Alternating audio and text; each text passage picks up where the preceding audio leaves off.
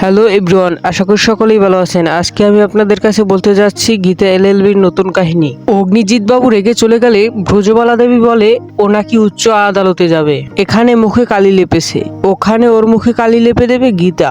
ওর মুখে কালি পড়বে, ওর সমস্ত অহংকার মুছে যাবে। গীতা ওকে উচিত শিক্ষা দেবে, এই আমি তোমাকে বলে রাখলাম। অন্যদিকে গীতা জয়ী হওয়ার কারণে তার কলোনির লোকজন মিলে আনন্দ করতে থাকে। কিছুক্ষণ পর স্বস্তিক সেখানে গীতাকে এসে বলে অভিনন্দন। গীতা বলে ধন্যবাদ। উত্তরে স্বস্তিক বলে এখানে কিন্তু একটা আলিঙ্গনের দরকার ছিল।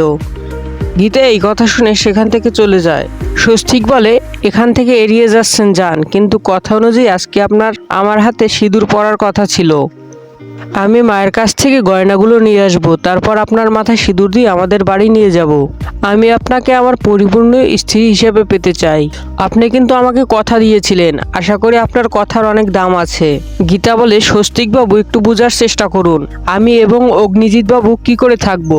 তখন স্বস্তিক বলে ও আমি বুঝে নেব, দুজনকে একসঙ্গে রাখবো। তাদের দুজনের কথাবার্তা শুনে পদ্ম সেখান থেকে চলে যায়।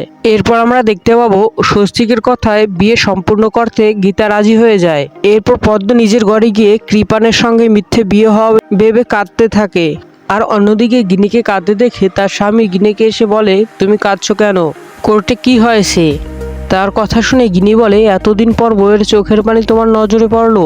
এই কান্না তো প্রথম নয়, অনেকবার কেঁদেছি এই বাড়িতে, কেউ তো একবার ফিরেও তাকায়নি। আর আজ জিজ্ঞেস করছো কান্না করছি কেন, তুমি জানো না আজকে আমাকে কোর্টে নেওয়া হয়েছে।